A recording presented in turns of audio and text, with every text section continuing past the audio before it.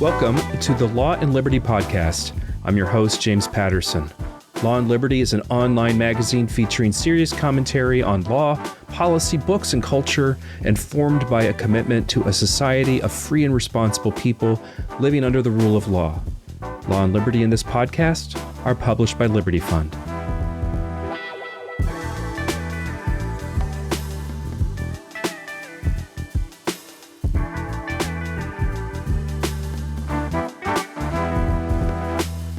Hello and welcome to the Law and Liberty podcast. My name is James Patterson. I am contributing editor to Law and Liberty. Our author today is Szetela. He earned his PhD in English in the Department of Literatures at Cornell University. Before that, he was a visiting fellow in the Department of History at Harvard University. He's written for the Washington Post, The Guardian, Newsweek, and other such publications. Today, we're going to be talking about his new book. That book is Dangerous: How Moral Panic, Social Media, and the Culture Wars Are Remaking Publishing. It's on MIT Press. Welcome to the Law and Liberty podcast. Hey, thanks for having me, James. Appreciate it. So I just want to start off by saying that when I was carrying this book around at my office at the University of Tennessee, it got a lot of attention. People were very excited. And then when I told them about it, it got even more exciting. People were very thrilled to hear that someone had written this book. But before we get started talking about the details of this book, why don't you give us an outline of what you argue in it? Yeah, so basically, so for context, I started noticing kind of in the early 2010s, this period that now, hopefully in hindsight, we're referring to as the Great Awakening and sort of the birth of cancel culture, however you want to describe it. So there was a lot of attention around that time, rightfully going to universities, for example, and sort of how they were shutting down speakers. And you had these like high profile cases of Charles Murray and Brett Weinstein, and all these other folks. But around that time, I noticed there was something similar happening in publishing. And like every now and then a story would end up at like the New York Times or the Washington Post that a book had been canceled before publication. And I don't use that term metaphorically. I'm talking like literally canceled before publication because someone had said it was racist or sexist or transphobic or homophobic. And then sort of like around the George Floyd, quote unquote, summer of love, those cancellations like really amped up a lot. And I was seeing them more and more. And it was extending from picture books to journalism, to scholarship, to adult novels, to memoirs. Really no corner of literary culture had been untouched by this climate of like social media cancel campaigns. So basically, I started with the question of, if this is what I know about as someone who does not work in publishing, then surely this culture is affecting decisions that are being made behind closed doors. So I spent a few years interviewing people in all corners of publishing. So people who are presidents and vice presidents at the big five publishers, places like Penguin Random House, HarperCollins, Hachette, etc., to editors, to people who work in the marketing departments, to people at indie presses, to directors of public library systems. And even, I interviewed more than one person who is part of this growing career field of sensitivity readers, people being brought in to edit manuscripts for potentially insensitive material. And these folks have, now edited everything from a children's picture book to there's even scholarly journals that hire sensitivity readers now. So the book itself is really, in many ways, an expose of this new historical moment in literary culture. The publishing industry, I don't think is something a lot of people know much about. But in particular, you spend time talking about YA novels or young adult novels. And this is an area of publishing that really started to blow up as a result, I guess, of Harry Potter. And so there's a lot of details about the publication of young adult literature that I don't know if people necessarily know. What is a sensitivity reader? How do they affect what's published? And most of all, what is this whole concept of the moral panic? How does it play into all of that? Yeah, so The way I use moral panic in my book comes out of the sociological tradition, sociology of moral panic. So like these are folks who have studied everything from the Salem witch trials to the hysteria over rock music at the end of the 20th century. And basically a moral panic is a disproportionate response to a perceived threat. So the folks that I focus on in my book, these folks in publishing, these folks on social media who are getting books canceled and whatnot, um, they're not people who are just like, oh, I think this book, is not very good. I think it could be, more well written. These are folks who are associating books with violent crime. There's someone I quote in my book who is actually head of an imprint who said, Trayvon Martin might be alive right now if his killer had read better books as a kid. These are folks who are comparing books to cars without seatbelts. And in their minds, they think that the way you're going to get rid of racism, sexism, transphobia, homophobia, and ultimately, people who voted for Trump is to control publishing and control what people read, especially young people. So children, young adults, and they are waging this crusade from their perspective, sort of to be on the right side of history. And they're more than willing to get books removed from bookstores and to outright stop the publication of books before they even hit bookstores. Yeah, an element of the sensitivity era in which we use these sensitivity readers you describe as a kind of reintroduction of race essentialism, and on page 58 a discussion of racial mysticism. Yeah. How is it that these sensitivity readers that are attempting to kind of engage in some kind of filtering or refining of racial representation ends up ironically reproducing the very bias they're trying to prevent? Yeah, it's a great question. So basically to be a sensitivity reader, you do not go to college to be a sensitivity reader. You don't complete any sort of course to become a sensitivity reader. All a sensitivity reader is someone who shares an identity with a character in a fictional book or the topic of a nonfiction book.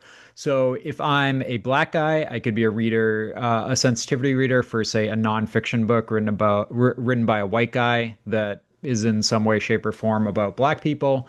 I could be a sensitivity reader for a white guy who has a black character in his novel. And it's premised on this idea that as a black person, I can speak to the needs, interests, values, etc. of the quote unquote black community. So what the way this sort of manifests in practice, and I try to offer a lot of empirical examples from the sensitivity readers themselves about what they actually do. But in practice, it sort of recreates the idea that people who share these demographic characteristics think the same, that they eat the same, that they have, the same views of politics and things like that. So, there'll be like a sensitivity reader who's like, hey, if there's a black character in your book, I want to know what that character is eating for dinner, right? That's literally one example I quote. And it's premised on this idea that like black people in the US are supposed to be eating certain kinds of foods, talking a certain way. And ultimately, the expectations for what they should be eating and how they should be talking actually are sort of the very stereotypes that they're ostensibly sort of like trying to correct in publishing. So, like, an authentic black male would be collard greens, something like that. Now, like in reality, and one of the reasons that writers of color who I interviewed for my book who identify as being on the left find these people so infuriating is because we're now in a moment where like a black novelist trying to get a book published is being told that their book is not black enough to be published. And essentially what the publisher means is like, we need more slang vernacular, we need more colored greens, we need more, hip hop, things like that.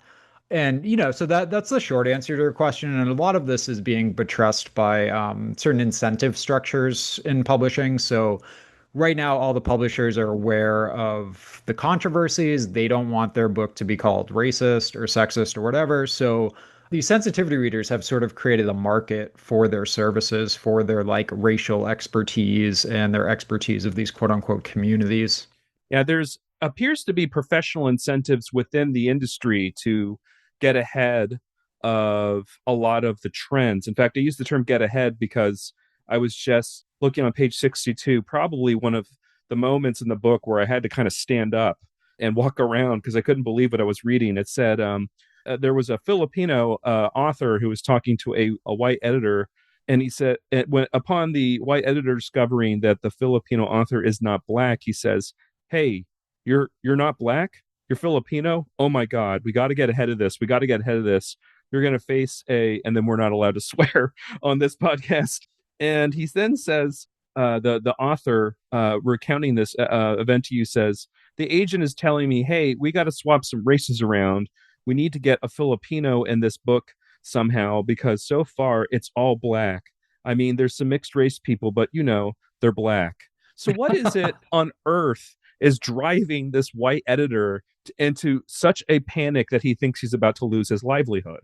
Yeah, so especially around 2020, there was this emergent but now institutionalized idea that writers should quote unquote stay in their lane when they're writing. So, if you're a Filipino author, like you shouldn't be writing from the perspective of a black character or what have you. So in that case, this gentleman's agent thought he himself was black and he turned out to not to be. So he was like, we need to, in his words, swap some races around and get more people in this book who look like you because I don't want to take this to a publisher. And the publisher, realizes the author is not black because they're going to see that as, potentially becoming the next target of these folks online who will be very quick to go after you if you're writing outside your own identity. So there's a particular book that becomes a kind of paradigm case, and this is the book Blood Heir. Mm-hmm. What is this book, and what happens with this book? Yeah, so this one's wild, but is in very, in many ways just representative of other incidents. So this is like early 2019.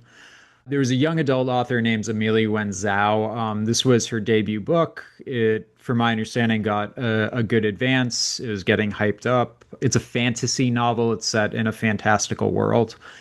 And in the months leading up to publication, people had started posting screenshots of the book's description. So, not even the book itself. And in the book's description, they say this is a novel set in a fantastical world where there is slavery, but the slavery is not based off skin color. And people started saying that this was appropriating African American slavery, that this was quote unquote whitewashing slavery. And, like, for someone like myself who doesn't, have cognitive deficiencies, it's obviously like a preposterous claim at face value. The idea that any book with slavery in it is speaking to African American slavery or like taking something from that tradition.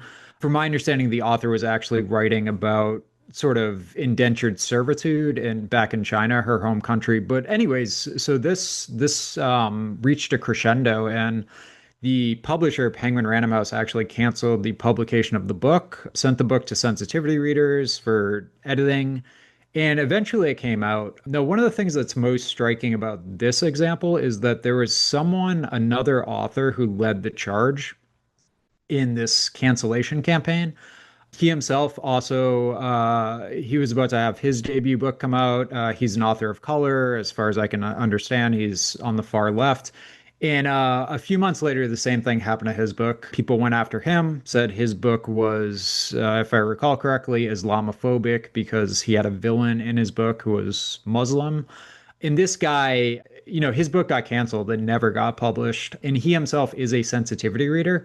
So when I was watching this, I was kind of like, if this guy cannot quote unquote get it right, what hope do the rest of us have? Like, this is a sensitivity reader for big five publishers who is heavily active in these cancellation campaigns. And even he himself cannot prevent himself from getting canceled. Yeah, above all, this is 105. Above all, moral crusades tend to become more extreme. As they become more extreme, they lose sympathizers. And you talk about how this was the case for the comic book crusade, and now it's the case over YA literature moving in the same direction. And it's like many revolutions, a revolution that is eating itself. But a part of this story about Blood Heir is the rise of social media.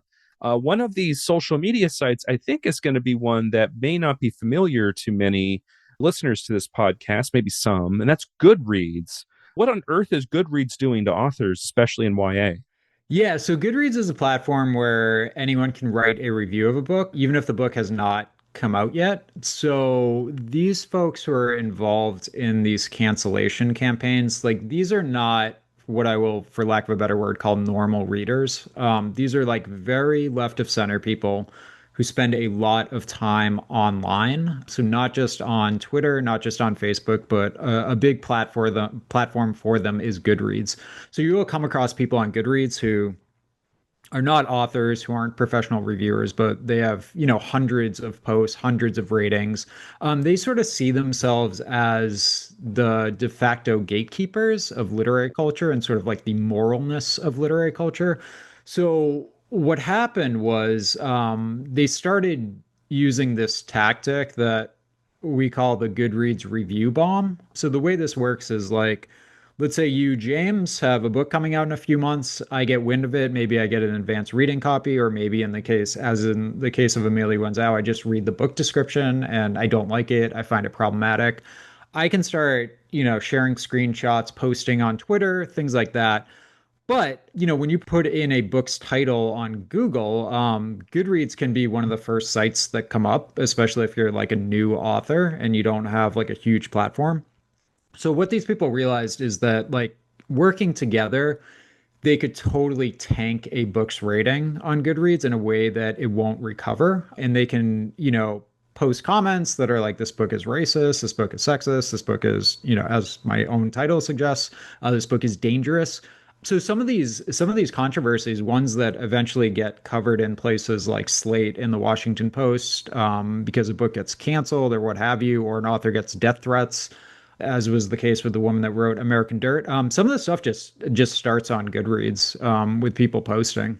I, for the life of me, and I can't remember if it's in the book or not, but for the life of me, I cannot think of a single real definitive indication that YA novels cause violence against underrepresented people. It just occurred to me while you were talking. It's like, well, does this really happen? Do people have like a moment they're thinking of when this happened?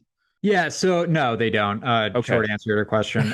In the relatively little empirical work that has been done on how reading actually shapes like people's opinions and stuff like that. I mean, it's a skim field, and basically like, what they find is like, yeah, if you watch, I don't know, Al Gore's The Inconvenient Truth or something as like a 13-year-old, then maybe on like a survey a week, 2 weeks later, like you might be more liberal in terms of your views on that. But it's not like people are doing these like 10-year long studies about like what books you read and how they affect your life and stuff. Now, like one of the biggest ironies here is that a lot of the people in the pundit class who have been making that connection between books and like the election of Donald Trump or the death of Trayvon Martin, these same people are highly critical of that one-to-one causality in other contexts. So like these are the sort of left of center people who will be like, yeah, it's preposterous that like someone's going to shoot up a school because they played Grand Theft Auto, or it's preposterous that, listening to rock music in the 1980s is going to like convert you to a Satanist or something. So like they're aware of,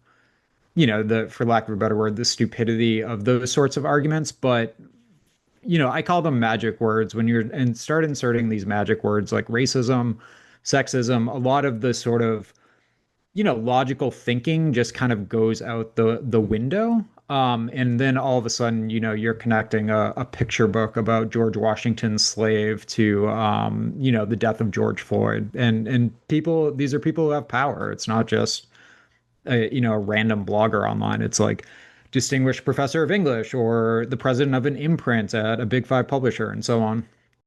Yeah, I was always laughing about seeing these tenured faculty that were participating in this. I guess, once you've, gotten tenure, you don't really have a lot else to do.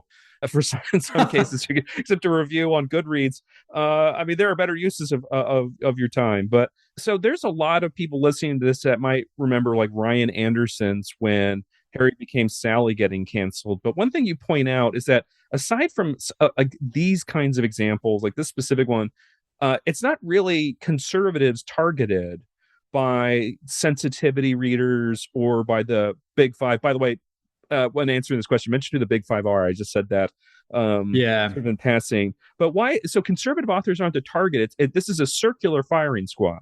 hmm Yeah, so Big Five, Penguin Random House, HarperCollins, Simon and Schuster, Hachette, and Macmillan are the sort of big five. So like those are like, the ones that, for lack of a better word, have a near monopoly on the books that get published. And particularly the books that are like profitable. Like I could of course start my own indie publisher and stuff, but like I don't have the distribution channels of like Simon and Schuster. So like the reason I focus on those publishers are in the same reason I would focus on, the UFC as opposed to some backyard fighting organization if I want to study MMA. Yeah, this is not a video podcast, but is that Connor behind you? I see. Is that? Yeah, yeah, Yeah. yeah. All right. Well, Yeah. if we were running a different podcast, we could talk about the UFC because, unfortunately, that's something that I follow probably too much. Okay. Anyway, I follow it quite closely. Trying to get my hands on some White House tickets for July. oh man, well, maybe they'll bring Jones back. Although, anyway, no, we're not going to do that. We're not. That's not this kind of podcast. There's probably the funnest chapter to read is the chapter on political economy, and in the political economy chapter, you talk about, or you open it with this man named Jason Allen who's at a mansion in Bridgehampton, New York, and Allen is working as a pool repairman for another writer. Why is this story so emblematic of the problems you see with access to resources in publishing and the incentives that to keep people of a certain kind of way? Yeah, yeah. So I will answer that, and then I'll actually go back to your other question about sort of like the relative paucity of conservative authors like Yeah. Ryan T. Anderson.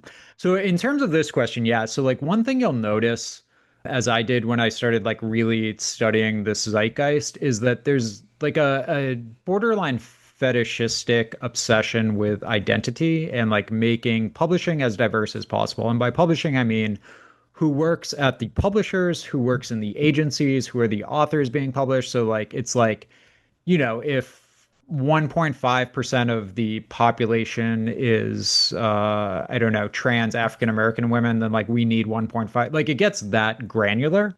But one thing you will not see is like virtually any attention to like the class backgrounds of people who end up working in publishing and the class backgrounds of people who end up getting sort of like the big contracts and things like that. So, as someone who's very much interested in that dynamic, that chapter is very critical of the kind of, in some ways, like hypocrisy of this movement because they will look at statistics on, say, like the number of women of color in publishing or the number of trans people or what have you. But particularly when it comes to race, there's this idea that if you get more unconscious bias training seminars, if you force your workforce to read Robin DiAngelo or Ibram X. Kendi, then publishing will become this sort of like multicultural paradise where you walk down the hallway and there's like five black people and three Indian, but one of the things that explanation fails to grasp is just like the material realities of working in publishing. So you could go on LinkedIn right now or Indeed or Glassdoor and just plug in what is a starting salary for an assistant editor at Penguin Random House make, and you'll see it's like $51,000. And these are really hard, really, really hard to get jobs. First off.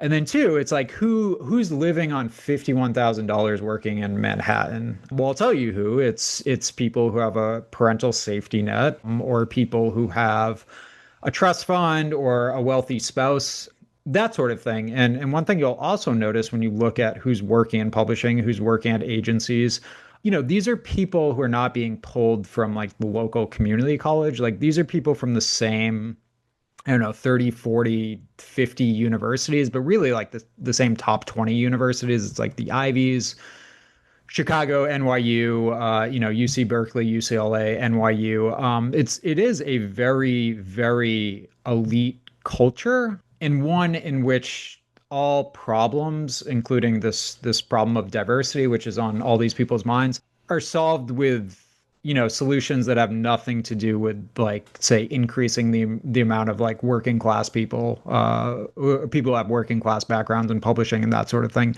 And then, the question then becomes following their own logic. So their logic is like, if there's majority of white people in publishing, then it's going to affect the stories that are being told. If it's majority cis people, then it's going to affect the stories that are being told. Well, then the question is like, well, if it's majority, highly educated people from selective universities and colleges in the US, then like, yeah, what kind of books do you think are going to be, published and accepted? And I will say this too, it's not something I talk about at length in my book, but it's something I've started talking about a bit more since its publication because it kind of relates to some current research I'm doing. The number one demographic of people who work in publishing is actually women. It's a heavily feminine workforce. Depending on what stats you're looking at, it's, as high as like 75% of people, and it's largely white, middle to upper class women who live in New York City. So, if I'm a man and say I want to write a book for, I don't know, high school boys, a population that is, historically not big readers. And I'm like, this is my audience. I want to write like a cool book that connects to them, gets them reading. Like that can be my audience. But in reality, my audience is the gatekeeper who is a middle to upper class white woman who lives in New York City and probably voted for Hillary Clinton. So if you want sort of like an explanation as to why certain books are not being published, that would be according to the left's sort of own logic, why that is. The line here on 131 is about sensitivity readers that really raised my eyebrows was many sensitivity readers earn more per hour than public school teachers, daycare workers, bus drivers, firefighters, dentists, and doctors. According to one university, as of March 2019, the average pay for a sensitivity reader was $0.005 to 1 penny per word. For a work of 60,000 words, you can expect to receive about $300 to $600 at an average reading speed of 250 words a minute. A 60,000 word manuscript will take 5 hours, 4 hours to read. This means sensitivity readers make an average of $75 to $150 per hour.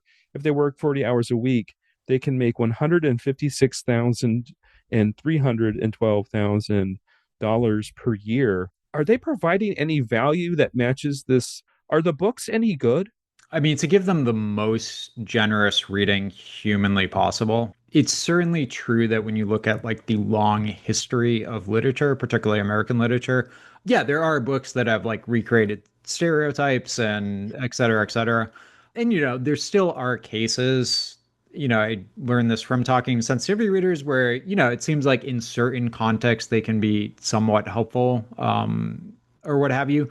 But yeah, I mean, I think about their value less in terms of the actual value they provide to literature and more in terms of the optics for the publisher. In many ways, sensitivity readers are now a kind of disaster insurance, and that's evidenced quite clearly when you read acknowledgments for books. So like now in acknowledgments, 10, 20 years ago, you'd see, thank you to my editor, thank you to my agent, thank you to these readers. Now you start seeing, thank you to the two sensitivity readers, for helping me, whatever, write about the Asian character in my book or whatever. And it's kind of like this public relations preface of like sort of getting ahead of any potential controversy that might ensue, right? Because it's hard to say, hey, Adam, like you don't, understand how to write Indian American characters when I thank like three Indian American sensitivity readers in the acknowledgement section of my book.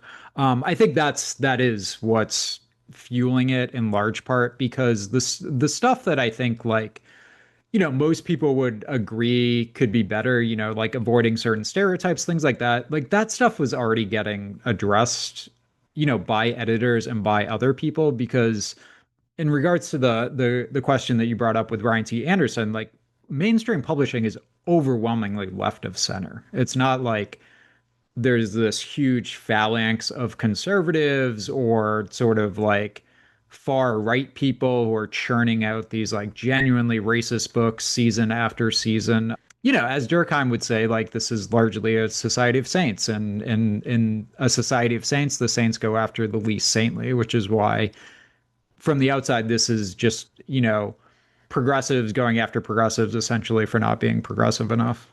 Yeah, you provide a copy for the submission of stories to Folio, which is a literary journal published by American University, and it's what came to mind when you mentioned the overrepresentation of wealthy white women.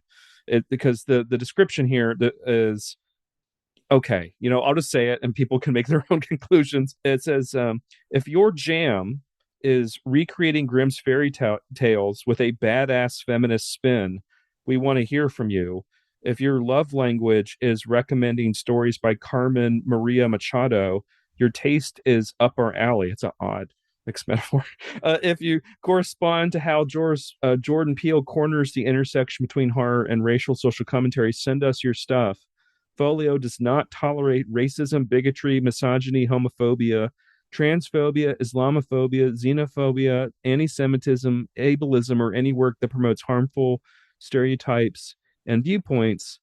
And as you comment, that Folio is not getting a flood of racist, anti-Semitic, or otherwise intolerant submissions. So why why bother even saying this? And I guess the answer is because of staking a kind of public reputation on the line, right? Yeah, I mean, there's few corners of culture that are as hyper left as literary culture, particularly literary culture tied to universities. So like these days, if you want to be a writer, you can move to New York City and try to bust tables and like sell your first novel. But increasingly, the more common path is you go to a university, you get an English degree, you get an MFA degree. And a lot of those university writing programs have these magazines like the one you quoted. So like when they post that, I know I have published in these literary magazines. I have friends who have worked on them. I have professors I know who run them. There's no like significant contingency of like racist and homophobe submitting stuff. So then it becomes a question of like, is this just virtue signaling, to the public because like we too want to make a statement about how we don't tolerate racism, sexism, whatever. Yeah, I mean that's probably the case in my opinion, but one of the profound ironies of this is like, and I quote a bunch of submission guidelines in my book, is like these people will be like, we're not going to publish your racist, sexist work. Like, we want whatever stories like Jordan Peele and stuff. But then they'll say, like, hey, if your story includes, like, you know, pseudo sexist language or something like that, like, you need to preface this with a trigger warning at the front. So I just read that and, like, I read these guidelines where these people, like some of them will literally tie their literary magazine that has like 400 followers on Twitter to like global revolution and stuff like that. And then I read that and I'm just like, dude, like you're literally saying your staff is going to be brought to pieces if like a trigger warning is not on the, cover of your poem. And then it's like these same people are talking about like overthrowing global capitalism. And it's like, these are like literally the very last people I would want near me if I was like interested in concrete political change. Because they're people who can, unless they're lying, they're people who can sort of get broken by, the most minimal nudge of something that upsets them. Yeah, when you start to piece together the book, it actually gets more horrifying because you're learning now that the stated position you just mentioned justifies the creation of a $300,000 a year position to do race essentialism in YA novels. Hmm. So like I kind of like this is the thing. By the time I finished the book, I got so sad, right? Because I think a lot of people, I mean, I'm 45, I don't know how old you are, but a lot of us remember the Scholastic Book Fair. And it was fun. You would go there, you maybe buy an eraser, you would get like Toad and Frog or something. And now you're getting sort of left-wing race essentialism for sale. Does it have to be this way? Can there be like some billionaire that creates a sixth alternative, or are we stuck with this? Yeah, it's a good question. I appreciate the Scholastic book fair throwback. I haven't thought about that, and I loved it. I would go there and I yeah, would just walk around and take it in. It was my favorite thing ever. yeah, yeah. So money talks and BS walks. I think like like there's some publishers like obviously like Skyhorse Publishing, Regnery, its imprint, which publishes some of the big hitters on the right like Ted Cruz, et cetera, et cetera. Like there are people trying to do that work now. Do they have the same sort of capital as like a Penguin Random House? No. So I think for me, for like to see actual change, it's probably gonna come from a cultural level in the same way the left has been very effective at bending culture to its will. At the end of the day, these are for-profit companies. Like people don't know it's the Murdoch family that has owned HarperCollins. And these big five publishers, they do have their like conservative imprints where they publish like really profitable books. But for the most part, the people who go into publishing are left of center, and that sort of affects the norms. But at the end of the day, like it is bottom line, which is why you see people get fired from these publishers when they're not meeting their bottom lines. I think it's the main reason conservative imprints still exist at this. So, like, if there was, something comparable to what the left has done to put pressure on publishers, I could see them responding to that, because the ones at the very top do have shareholders and they do have to meet, public need and stuff. And I think like more importantly, there's an audience for books that are not pushing this like over the top left wing agenda. Like one of the critiques I make just from sort of like an aesthetic position as a reader is like these people who have spearheaded this movement, they will say like we need more diversity in publishing, we need more diversity in publishing, like we need to stop teaching Mark Twain, we need to stop teaching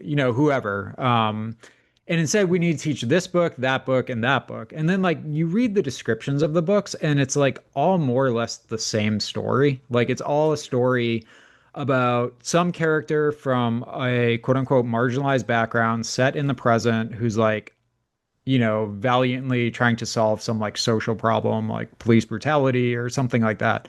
Like, I quote specific books in my own book, and I'm like, I have no problem with those books existing, like to every reader their own book. But once you start talking about like trying to prevent the publishers from publishing books that deviate from that, once you start talking about getting Huck Finn kicked off the syllabus so that your contemporary social justice YA novel is widely taught. That becomes a problem.